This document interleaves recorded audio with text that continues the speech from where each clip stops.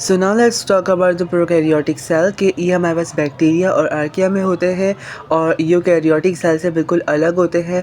Eukaryotic cell हमारे पास plants में होते हैं, एनिमल सेल में होते हैं हमारे पास, ये हमारे पास प्रोटिस्टा में होते हैं और फंजाई में होते हैं। ओके, यूकैरियोटिक सेल और प्रोकैरियोटिक सेल में मेजर डिफरेंस क्या है जो यहाँ पर भी लिखा हुआ है। बेसिकली मैंने आपको बताया था कि जो यूकैरियोटिक सेल है वो एक कॉम्प्लेक्स सेल है।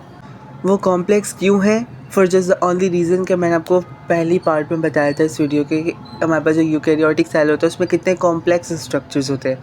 फिर गोल्जी एपरेटस भी आता है, उसके बाद फिर एंडोप्लाज्मिक रेटिकुलम भी आता है, वो फिर 2 किस्म के हैं। फिर हमारे पास जो है न्यूक्लियस है, फिर न्यूक्लियस के अंदर बहुत सारे ऑर्गेनल्स हैं, ठीक है, और न्यूक्लियोप्लाज्म में वो सारे ऑर्गेनल्स। फिर हमारे पास बाहर सारी चीज़ें आ जाती हैं, साइटोप्लाज्म वगैरह। तो वो इतना कॉम्प्लेक्स स्ट्रक्चर होता है और हर कोई डिफरेंट फंक्शन करता है, ठीक है। तो लेकिन प्रोकैरियोटिक सेल इस तरह का नहीं होता कि उसमें बहुत सारे कोई कॉम्प्लेक्स स्ट्रक्चर हो, ठीक है। सो ये इसका मेजर डिफरेंस याद रखना। प्लस ये याद कर लो कि बैक्टीरिया और आर्किया में फाउंड होता है यानी मिलता है, वहाँ पर prokaryotic cell are usually generally smaller than the eukaryotic cell. यानी कि आप प्रोकैरियोटिक सेल को उठाओगे तो वो छोटा होता है when compare to the eukaryotic cell. Okay, यहाँ पर हमारे पास जो structure of a prokaryotic cell given है, इसमें सबसे पहले तो इसका आप वो याद कर लो, साइज़ याद कर लो 0.1 माइक्रोमीटर, क्योंकि आपसे साइज़ पूछे जा सकते हैं। इन योर P1 आपसे साइज़ पूछे जा सकते हैं। End of course in P2 अगर आपसे प्रोकैरियोटिक सेल के बारे में कुछ भी पूछा जाएगा तो आपको उसका साइज़ भी मेंशन करना है। लाइक अगर आपका स्ट्रक्चर पूछ रहे हैं, आपको वो लाइक फंक्शंस या कुछ इस तरह से आपको हिंट दे रहे हैं कि आपको प्रोकैरियोटिक सेल को डिस्कस करना है, तो आपको उसका साइज़ मेंशन करना है, ठीक है, वो भी एक मार्क रखता है। Now if you just talk about the cell wall of the prokaryotic cell, तो हमारे पास प्रोकैरियोटिक सेल में सेल वॉल होती है, आई नो इट, पर मेजर डिफरेंस इज दैट, क्योंकि देखो यूकैरियोटिक सेल मैंने कहा अभी प्लांट सेल में भी होता है, एनिमल सेल में भी होता है, लेकिन प्लांट सेल में तो सेल वॉल होती है, तो फिर ये यूकैरियोटिक सेल से डिफरेंट कैसे है? अगर इसमें सेल वॉल है तो हम कह सकते हैं कि तो सिमिलैरिटी हो गई। तो इसका डिफरेंस, मेजर डिफरेंस ये जो यहाँ पे क्लियर वर्ड्स में लिखा हुआ है कि cell wall made up of peptidoglycan. ना व्हाट इज़ पेप्टिडोग्लाइकन अभी नहीं समझो, अब बायोमोलिक्यूल्स पे समझना। It is a conjugated molecule, ठीक है। और कॉन्जुगेटेड मॉलिक्यूल, कॉन्जुगेटेड का मतलब याद कर लो जब दो चीज़ें आपस में मिल जाएं या दो अलग अलग कैटेगरीज़ की चीज़ें आपस में मिल जाएं। इट्स मोर बेटर अंडरस्टैंडिंग, ठीक है, कि जब दो अलग अलग कैटेगरी की चीज़ें आपस में मिल जाए और एक चीज़ बनाए तो उसे हम कॉन्जुगेटेड मॉलिक्यूल कहते हैं, या वो चीज़ कॉन्जुगेटेड हो जाती है। पेप्टिडोग्लाइकन, पेप्टी पेप्टिडेज से निकला है, यानी कि पेप्टाइड यानी कि प्रोटीन, ठीक है। ये सब क्या है ये हम बायोमोलिक्यूल्स में पढ़ेंगे, लेकिन याद कर लो कि पेप्टी, ठीक है, ये जो पेप्टिडो है ये हमारे पास प्रोटीन पेप्टाइड बॉन्ड होता है, ठीक है। तो पेप्टाइड बॉन्ड हमारे पास प्रोटीन में होता है, बेसिकली पॉलीपेप्टाइड्स कहते हैं प्रोटीन को। तो peptido and then glycans. What is glycans means? अगर आप समझ रहे हो कि ये ग्लूकोज है सो यू आर करेक्ट। हाँ, protein plus glucose is equals to peptidoglycan. तो अब इजी हो गया। अब मुझे इसका स्ट्रक्चर इतना डिटेल से समझाने की ज़रूरत नहीं है कि हमारे पास जो प्रोकैरियोटिक सेल की सेल वॉल होती है वो पेप्टिडोग्लाइकन की बनी होती है। So what is peptidoglycan? It's protein plus glucose, ठीक है, स्ट्रेट फॉरवर्ड है। Now we are having a cell surface membrane और द प्लाज्मा मेम्ब्रेन, बिल्कुल इसी तरह जैसे एक यूकैरियोटिक सेल में होती है, ठीक है। और सेल वॉल का क्या फंक्शन था? Cell wall is completely permeable, ठीक है। पार्ट 1 देख कर अगर नहीं पता तो सारी चीज़ों को अलाउ कर देती है ट्रांसपोर्ट के लिए, लेकिन सेमी परमिएबल मेम्ब्रेन जो सेल सरफेस मेम्ब्रेन होती है वो सेमी परमिएबल मेम्ब्रेन होती है, वो हर चीज़ को रेस्ट्रिक्ट करती है। कुछ कुछ चीज़ों को वो अलाउ कर देती है, कुछ को वो रेस्ट्रिक्ट करती है कि वो सेल के अंदर आ जाए। Now we are having the cytoplasm which are gel-like structure which have organelles and we are having a circular DNA. Now make sure कि यहाँ पर तुम मेजर डिफरेंस ये देख रहे हो। एक तो ये डिफरेंस हो गया कि भाई यहाँ पे कॉम्प्लेक्स स्ट्रक्चर नहीं है, दूसरा एक और जो कॉम्प्लिकेटेड न्यूक्लियस था वो भी नहीं है, ठीक है, कॉम्प्लिकेटेड न्यूक्लियस नहीं है। आप खुद देखोगे यहाँ पे सर्कुलर DNA मौजूद है और ये सर्कुलर DNA साइटोप्लाज्म में ऐसे ही इधर से उधर मूव कर रहा है। What I mean to say that it is not inside a inside envelope, inside nuclear envelope basically, ठीक है। तो सर्कुलर डीएनए होता है, यानी इसके अंदर जो डीएनए है वो किसी मेम्ब्रेन से बाउंड नहीं है। आप ऊपर लाइन पढ़ो ये वाली कि इनका फंडामेंटल डिफरेंस क्या होता है, किसका प्रोकैरियोटिक सेल का यूकैरियोटिक सेल से डिफरेंस ये होता है कि जो प्रोकैरियोटिक सेल है उनके पास ना न्यूक्लियस होता है और ना कोई ऐसा ऑर्गेनल होता है जो कि मेम्ब्रेन बाउंड हो। मेम्ब्रेन बाउंड का मतलब उसके वो मेम्ब्रेन के अंदर हो या मेम्ब्रेन लाइक स्ट्रक्चर मौजूद हो उसमें, ठीक है। Like we are having the lysosomes, membrane होता है, माइटोकॉन्ड्रिया, ठीक है, उसमें हमारे पास डबल, बल्कि माइटोकॉन्ड्रिया एनवेलप होता है, उसमें हमारे पास डबल मेम्ब्रेन होते हैं, ठीक है, ओके। और यहाँ पे हमारे पास सर्कुलर डीएनए है, ठीक है, जो कि हमारे पास साइटोप्लाज्म में है, यानी कि ये मेम्ब्रेन बाउंड ऑर्गेनल नहीं है अब, ठीक है, आप इसको मेम्ब्रेन बाउंड ऑर्गेनल नहीं कहोगे, तभी हम वर्ड सर्कुलर कहते हैं। बस ये याद कर लो तो P1 भी अच्छा हो जाएगा और P2 भी अच्छा हो जाएगा। यहाँ पर वर्ड सर्कुलर डीएनए यूज़ करना बहुत इंपॉर्टेंट है। तीसरी चीज़, focus on the plasmid. Plasmid क्या होता है, बहुत इंपॉर्टेंट है, specially for your A2 biotechnology, बहुत इंपॉर्टेंट है। और AS में भी आप वैक्सीनेशन में याद करोगे प्लास्मिड, तो आपको पता होना चाहिए, भले आप A2 में हो AS में हो। आप A2 में जाओगे तो वहाँ बायोटेक्नोलॉजी, जीन थेरेपी, अगर आप AS में हो तो यहाँ पर आपको पता होना चाहिए for the vaccination immunity chapter, ठीक है। उसमें क्या करना पड़ेगा, देखो पहली बात ये बताओ कि प्लास्मिड होता क्या है। प्लास्मिड इज़ ऑल्सो DNA, लेकिन ये सर्कुलर डीएनए से छोटा होता है साइज़ में, और ये न्यूमेरस होता है, ये बहुत ज़्यादा होता है, ये बहुत ज़्यादा क्वांटिटी में होता है और बहुत छोटा होता है than the circular DNA which is the genome, ठीक है, हम इसे जीनोम कहते हैं सर्कुलर डीएनए को, जो हमारे पास न्यूक्लियस से, हमारे पास न्यूक्लियर एनवेलप नहीं होता इसमें, ठीक है, और ये ऐसे साइटोप्लाज्म में इस तरह से मूव कर रहा होता है, और हम इसे कहते हैं कि जीनोम है। बेसिकली व्हाट इज़ जीनोम या जीन, इसमें जीन होती है बहुत सारी, सब जीनोम कहते हैं, यानी कि it consist of the genetic information of the bacteria, ठीक है, या आर्किया, ठीक है। तो हमारे पास वो सर्कुलर डीएनए, और ये सारी जब वो बॉडी के प्रोसेस, मैंने आपको पार्ट 1 में बताया था, चैप्टर 1 के, कि जो न्यूक्लियस होता है वो बॉडी की सारी एक्टिविटी को कंट्रोल करता है। तो यहाँ सर्कुलर डीएनए है जिसको हम जीनोम भी कहते हैं, वहाँ पे हम डीएनए को जीनोम कह रहे थे, ठीक है। तो डीएनए बेसिकली न्यूक्लियस के अंदर जो डीएनए है हम उसे जीनोम कह रहे थे। तो यहाँ पर याद रखो कि सर्कुलर डीएनए जो है वो प्रोकैरियोटिक का सेल है, प्रोकैरियोटिक सेल का जो है वो डीएनए है जो बॉडी के फंक्शंस को, उसकी एक्टिविटी को कंट्रोल करता है। और इससे छोटे छोटे भी डीएनए मौजूद है जो कि सर्कुलर इन शेप होते हैं, और वो बहुत ज़्यादा क्वांटिटी में होते हैं। यहाँ पर आपको सिर्फ 2 दिखाए हुए बाय द वे, वो बहुत ज़्यादा क्वांटिटी में होते हैं, दैट आर कॉल्ड प्लास्मिड। और प्लास्मिड का क्या फंक्शन होता है, देखो हम लोग प्लास्मिड को यूज़ करते हैं as a vaccination, when we try our self best to make the vaccinations, तो हम प्लास्मिड को यूज़ करते हैं। प्लास्मिड क्या करता है, देखो जब हम लोग प्लास्मिड को सेल से निकालते हैं, ठीक है, हमने प्लास्मिड को सेल से निकाला, जब हम इस प्लास्मिड को सेल से निकालेंगे तो हमारे पास ये प्लास्मिड एक आगे, यानी कि एक डीएनए स्ट्रक्चर आ गया ऑफ द प्रोकैरियोटिक सेल, जिसमें बैक्टीरिया की ऑब्वियस इंफॉर्मेशन भी होती है। अब हम इस डीएनए के अंदर एक ऐसे जीन को अटैच करेंगे।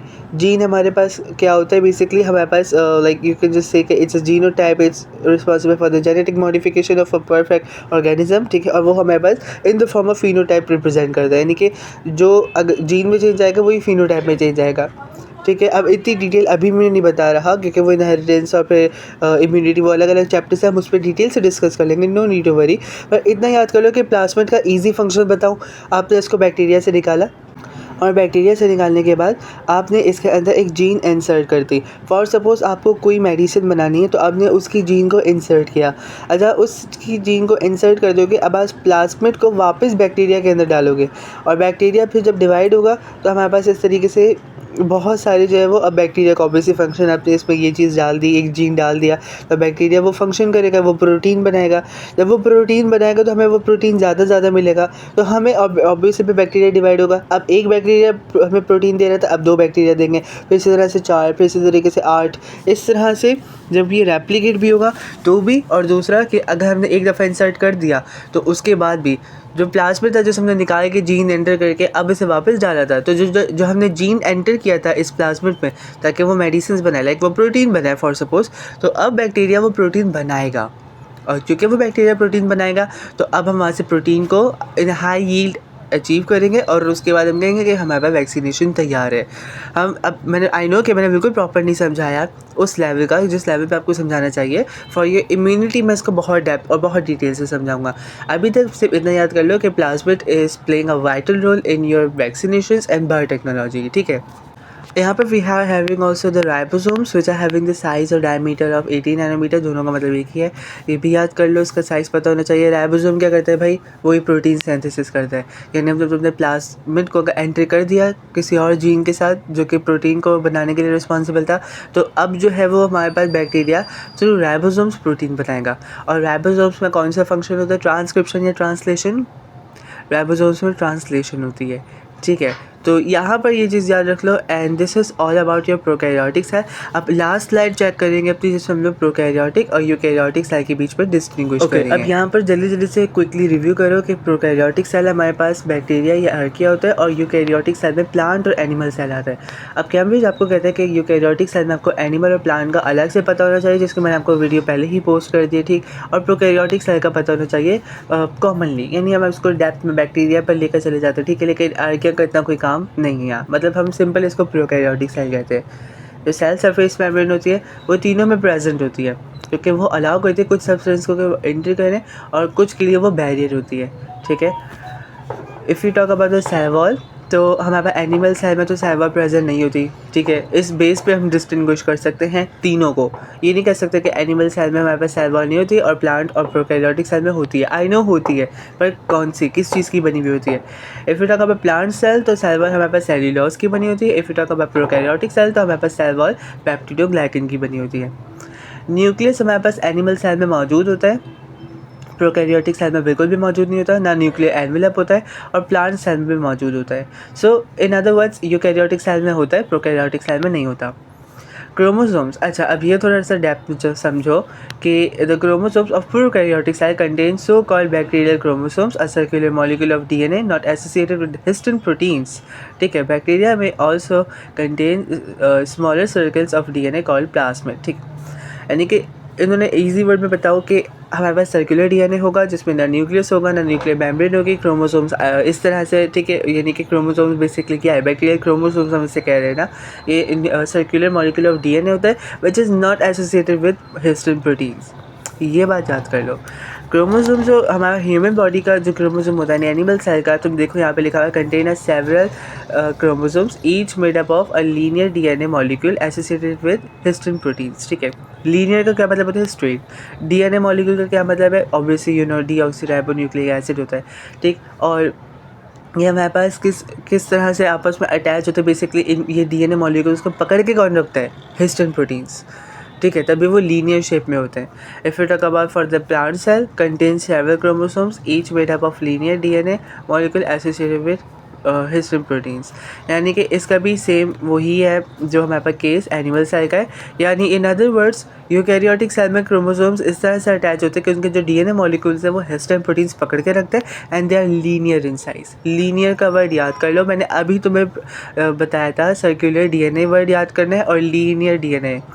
जहाँ वर्ड आ गया कि तुम्हारे पास सर्कुलर डीएनए, बताओ कौन सा ऑर्गेनल है, मतलब कौन सा सेल है, तुम्हें सिंपल सा स्ट्रेट फॉरवर्ड है आंसर देना है, प्रोकैरियोटिक सेल। अगर तुमसे पूछेंगे कि लीनियर हमारे पास डीएनए, तो लीनियर डीएनए किस में होगा, तो तुम बोलोगे एनिमल एंड प्लांट सेल या यूकैरियोटिक सेल का हो गया, ठीक है। सो प्रोकैरियोटिक सेल का क्या है कि यहाँ पर सर्कुलर डीएनए है और इनकी कोई हिस्टिन प्रोटीन से अटैच नहीं होता, यानी कि मैंने अभी आपको बताया कि इनका जो डीएनए वो इधर से उधर मूव कर सकते हैं and then the DNA molecule itself is not attached to the histone protein. Histone protein वो प्रोटीन होता है जो डीएनए के मॉलिक्यूल्स को आपस में पकड़ के रखते हैं और उसकी वजह से हमारे पास एक बड़ा सा क्रोमोसोम तैयार हो जाता है। आप क्रोमेटिड बोलो, क्रोमोसोम एक ही बात है, आई मीन एक बात नहीं, I know there are 2 chromatids in 1 chromosome, ठीक है। सो अब एक स्ट्रैंड को बोलते हैं क्रोमेटिड और 2 स्ट्रैंड मिल जाए आपस में उसको बोलते हैं क्रोमोसोम। ये खैर मैं बहुत डेप्थ में यहाँ पढ़ा रहा हूँ, हम माइटोसिस में पढ़ेंगे, ठीक है। और इनका जो हमारे पास स्मॉलर सर्कुलर डीएनए भी होता है जिसको हम प्लाज्मिड कहते हैं, मैं आपको बता चुका हूँ, ठीक है। माइटोकॉन्ड्रिया हमारे पास प्रोकैरियोटिक सेल में नहीं होता क्योंकि ये कॉम्प्लिकेटेड स्ट्रक्चर नहीं है। व्हाट आई मीन टू से, इसके पास मेम्ब्रेन बाउंड ऑर्गेनल्स नहीं होते, ये हम पहले डिस्कस कर चुके, तो हमारे पास माइटोकॉन्ड्रिया नहीं होगा, लेकिन एनिमल और प्लांट सेल में होता है, okay. If you talk about chloroplasts, so never present, though some do contain chlorophyll or other photosynthetic pigments. अच्छा, प्रोकैरियोटिक सेल मैंने आपको अभी बताया था in the first part of the video, जिसको मैंने बहुत डेप्थ में लेके गया था, also in the second part of video, उसमें मैंने आपको बताया था कि प्रोकैरियोटिक सेल्स वो सेल्स हैं जो हमारे पास बैक्टीरियल सेल्स होते हैं, ठीक, या आर्किया सेल्स होते हैं, लेकिन इनके पास कॉम्प्लिकेटेड स्ट्रक्चर्स तो नहीं होते, ये अभी हम डिस्कस कर चुके हैं। इनके पास माइटोकॉन्ड्रिया नहीं होता, इनके पास क्लोरोप्लास्ट नहीं होता, लेकिन कुछ ऐसे बैक्टीरिया है जो कि हमारे पास फोटोसिंथेसिस करते हैं, यानी कि उनके पास, अब मैंने आपको बताया था, अगर आपने प्रीवियस वीडियो देखी पार्ट 2 तो उसको देख कर आओ, उसको क्लोरोप्लास्ट का स्ट्रक्चर डेप्थ से पढ़ाया है, उसमें मैंने बताया था, लिंक इसका डिस्क्रिप्शन में जाकर देख लेना, कि उसको मैंने बताया था कि क्लोरोप्लास्ट अगर होगा तो हमारे पास फिर स्टैक्स ऑफ थैलाकॉइड्स होंगे और उसकी वजह से हमारे पास फोटोसिंथेसिस होता है, क्योंकि वहाँ क्लोरोफिल होता है। यहाँ ये कह रहे हैं कि सिंपल क्लोरोफिल मौजूद होगा, ठीक है, या दूसरे फोटोसिंथेटिक पिगमेंट्स होंगे, ठीक है। तो अब इजी वर्ड से बोलूँ तो जैसे लाइक सियानोबैक्टीरिया होता है, ठीक है, वो ऐसा बैक्टीरिया है जो कि फोटोसिंथेसिस करता है। तो फोटोसिंथेटिक बैक्टीरिया इज कॉल्ड सियानोबैक्टीरिया, और उसके पास ये पिगमेंट्स होते हैं ताकि वो फोटोसिंथेसिस करे, ठीक है। इन एनिमल सेल क्लोरोप्लास्ट मौजूद नहीं होता, और in plant cell sometimes present. Okay, basically going to say that in plant cells it's always present, it's written sometime present. Well, आपको पता है कि plant cell एक plant है और वो हमेशा photosynthesis करते हैं, तो उसमें usually मौजूद होते हैं, ठीक। So do not worry with the word sometimes present, ठीक है। Rough and smooth endoplasmic reticulum and Golgi apparatus, इतने ज़्यादा कॉम्प्लिकेटेड स्ट्रक्चर प्रोकैरियोटिक सेल में होंगे क्या? No, it's not present. या it's also present in animal and plant cell. Animal और plant cell में तो मौजूद होते हैं, ठीक है।